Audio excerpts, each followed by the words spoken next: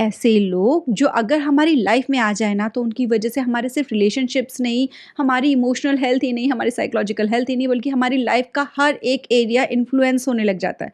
और कई बार हमको पता भी नहीं लगता, हमको लगता है कि हम अपनी लाइफ में कहीं स्टक फील कर रहे हैं। पता नहीं क्यों हमेशा एक स्ट्रेस सा बना रहता है, अंदर से हमारा कॉन्फिडेंस पता नहीं क्यों लेवल लो होता चला जा रहा है। और उन सब की जड़ होती है उस नार्सिसिस्टिक पर्सन का हमारी लाइफ में होना। ऐसे लोगों से डील करने का सबसे बेस्ट तरीका ये होता है कि उनके साथ सारे कॉर्ड्स को कट कर लिया जाए, उनसे बिल्कुल कॉन्टैक्ट ख़त्म कर लिया जाए।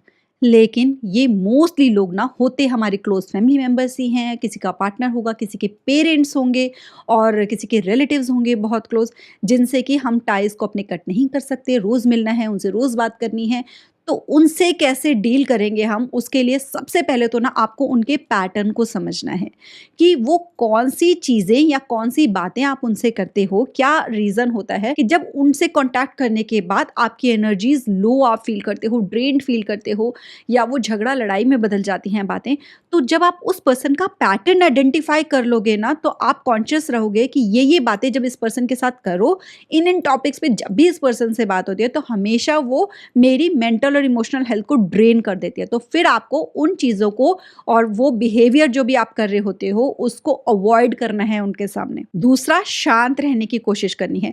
जब भी ऐसे पर्सन के साथ बैठो तो आपको माइंडफुल रहना है, अपनी डीप ब्रेथ्स लेते रहो और अपने आप को ये फर्म करते रहो कि मैं शांत हूँ अंदर से। क्योंकि जितना आप शांत रहोगे ना इंटरनली, उतना आप ध्यान दे पाओगे इस बात के ऊपर कि आपको उनसे किस तरीके से बात करनी है और कौन सी बात करनी है किसी भी तरह के कॉन्फ्लिक्ट को अवॉइड करने के लिए। नेक्स्ट, ऐसे लोगों के साथ ना कभी भी आर्ग्यूमेंट नहीं करना। इनका नेचर होता है कि जहाँ इनको लगता है ना कि इनकी सत्ता हिल रही है, तो ये क्या करते हैं कि उस पर्सन के ऊपर पूरा अटैक कर देते हैं। अब वो कोशिश करेंगे, अगर आप सामने से नहीं लड़ रहे हो तो इनको मज़ा ही नहीं आता, तो वो भी बोलेंगे कि नहीं, निकालो अपनी तलवार और लड़ो मेरे साथ। उनको जब तक आप लड़ोगे नहीं, उनको वो रस नहीं आएगा, आप बहस कर ही नहीं रहे। अब उनको वो कैसे वो अपनी सुपीरियॉरिटी साबित करें, कैसे वो शो करें कि वो बेटर है, तो वो हारा हुआ फील करते हैं ऐसे में। तो आपको उनको इस तरीके से हराना है, ना कि बहस करके हराना है। बहस करोगे तो देखो वो एक्सपीरियंस्ड है इस चीज़ में कि कैसे दूसरे को नीचा दिखाना है। वो आपको अपने जब लेवल पर लेकर आ जाएँगे ना, बराबर की टक्कर में, पूरा गुस्से में आप भी आ गए और वो तो मैनिपुलेट करने में माहिर है। जैसे ही आप उनके लेवल पे आए, वैसे ही वो आपको नीचे धक्का मार देते हैं और आपकी इमोशनल हेल्थ हो जाती है खराब। आपके पास एनर्जी नहीं बचती अपने किसी भी काम को करने के लिए।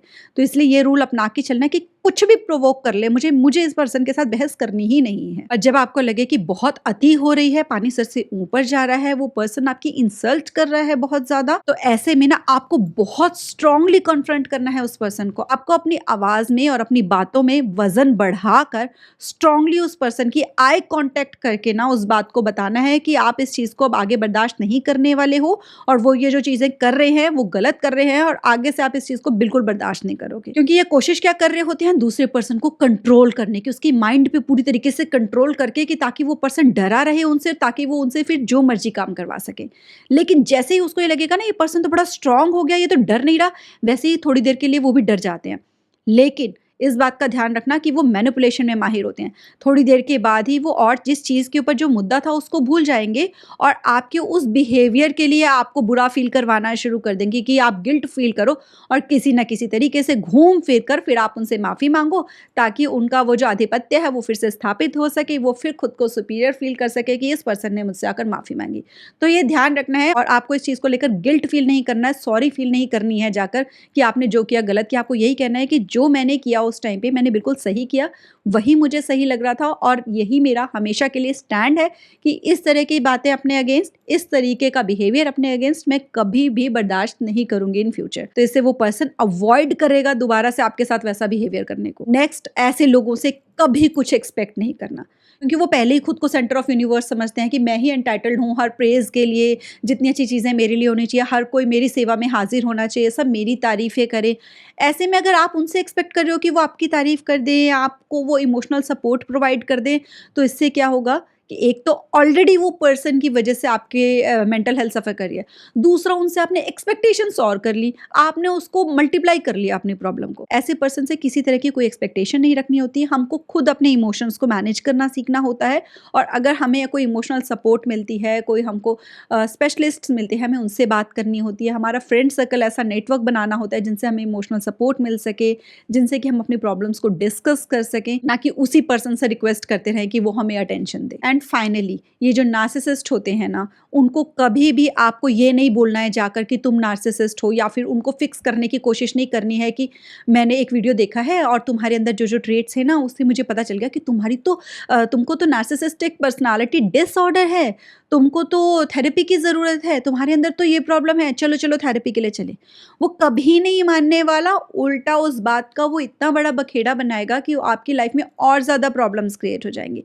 आपको उस पर्सन को फिक्स करने की कोशिश नहीं करनी है, क्योंकि उस पर्सन को अपने अंदर कोई कमी नहीं नज़र आ रही। जब तक एक पर्सन को खुद ना आइडेंटिफाई होना कि मेरे अंदर ये वाले ट्रेट्स हैं, तभी वो उस पे वर्क करना शुरू करता है, तभी वो सेल्फ इम्प्रूवमेंट की तरफ बढ़ता है, तभी वो थेरेपी की तरफ बढ़ता है।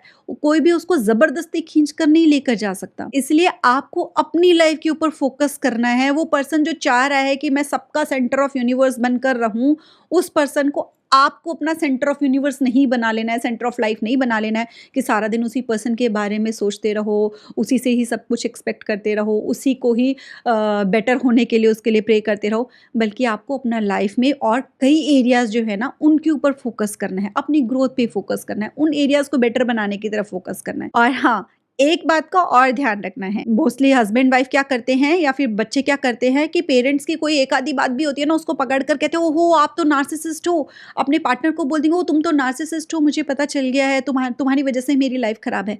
इसको इस तरीके से यूज़ नहीं करना है। ये एक पर्सनालिटी डिसऑर्डर है जिसकी वजह से जो लोग एक्चुअली में फेस कर रहे होते हैं ना, ऐसे लोगों के साथ रह रहे होते हैं, वो बहुत ही ज़्यादा एब्यूसिव सिचुएशन में होते हैं, बहुत ही ज़्यादा उनकी मेंटल हेल्थ सफ़र कर रही होती है। अगर आपका रिलेशनशिप बहुत अच्छा खासा चल रहा है, बहुत सारी पॉजिटिविटीज़ हैं, बहुत सारी अच्छी बातें हैं, तो कोई एक आधी बात इस वीडियो में से पकड़कर आपको उस पर्सन को नार्सिसिस्ट डिक्लेयर नहीं करना है। इस बात का बहुत ध्यान रखना है आपको। वीडियो अच्छा लगा हो तो लाइक ज़रूर करना, और ऐसे ही और वीडियोज़ अगर आप देखना चाहते हैं तो चैनल को सब्सक्राइब करके नोटिफिकेशन बेल पे क्लिक करना बिल्कुल मत भूलना।